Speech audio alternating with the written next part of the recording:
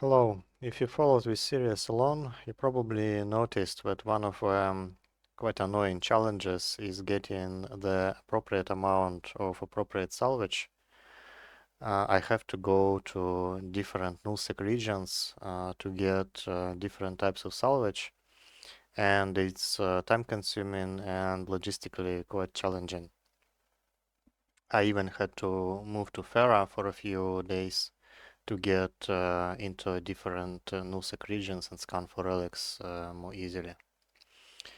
Recently, I have thought about one of obscure mechanics if of EvenLine called metaliminal storms. These were added in August 2020, and they add certain effects on a system where we spawn in. Typically, they cover one or two constellations, and the highest effects are in one or two systems only. For example, you can really think of them as wormhole effects. For example, plasma storm is quite similar to magnetar in wormholes.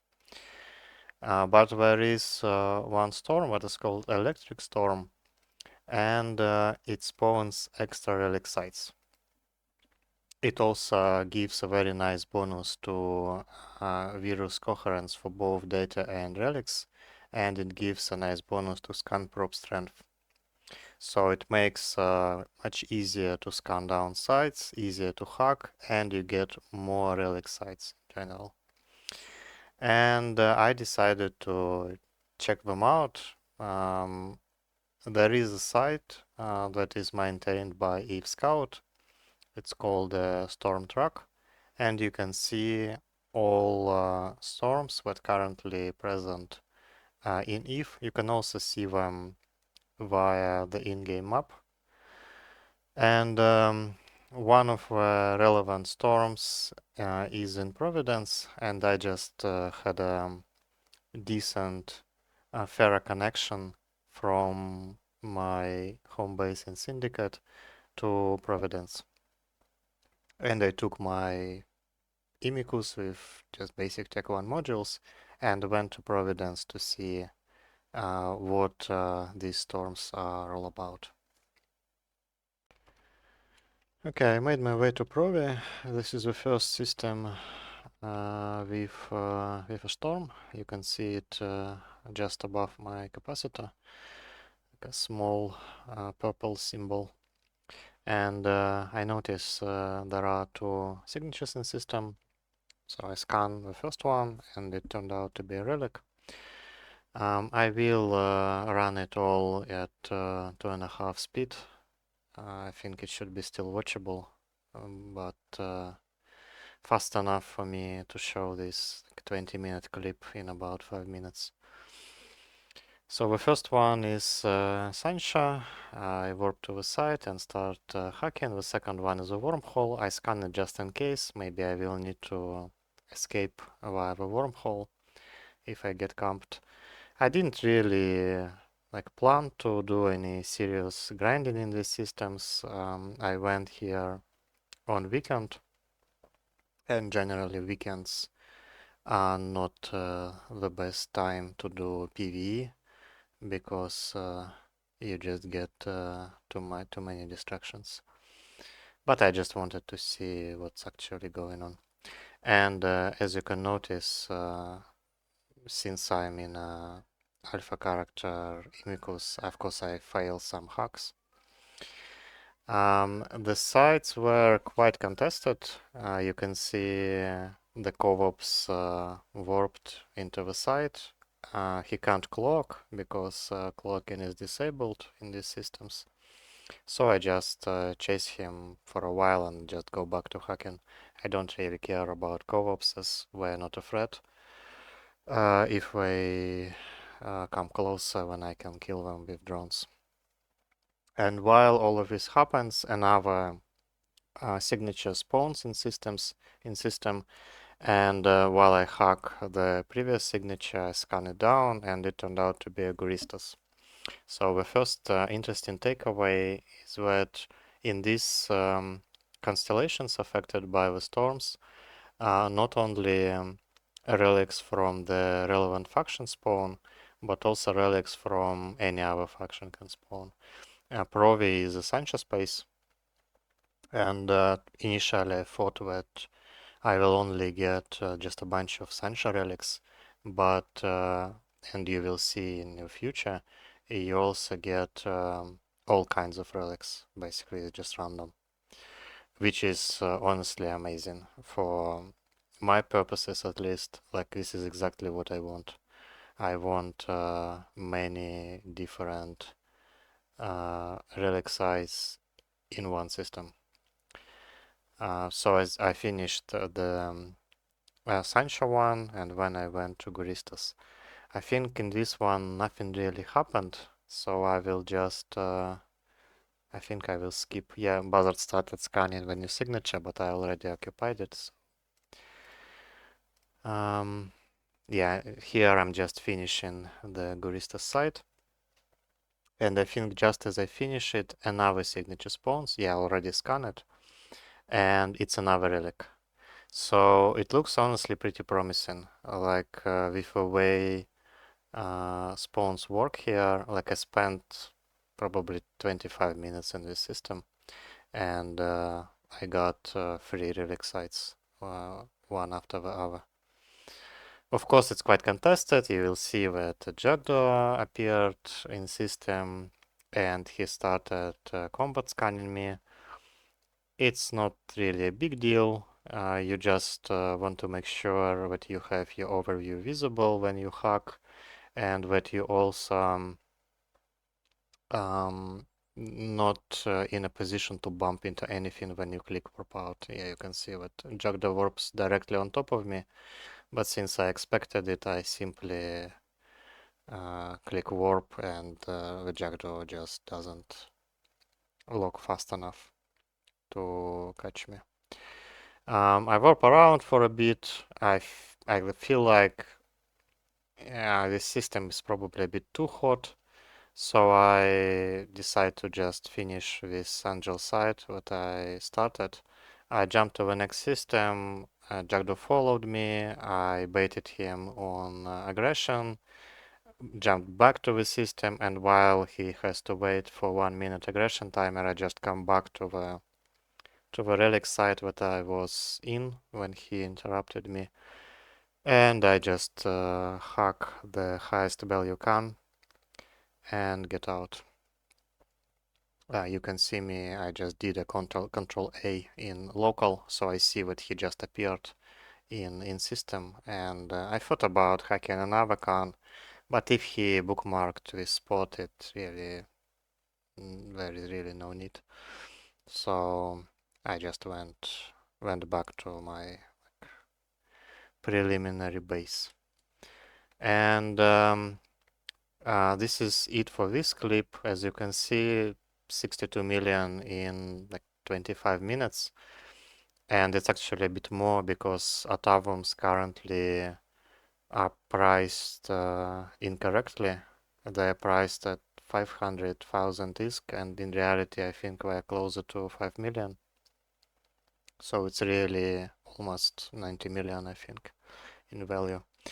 So it looks pretty decent.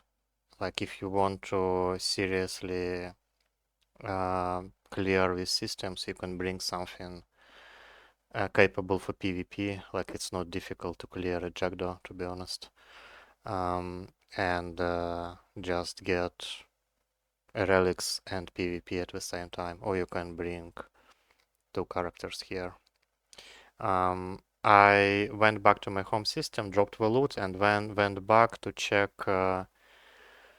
if I just got lucky with spawns, or if they really spawn pretty often. So let's see another clip.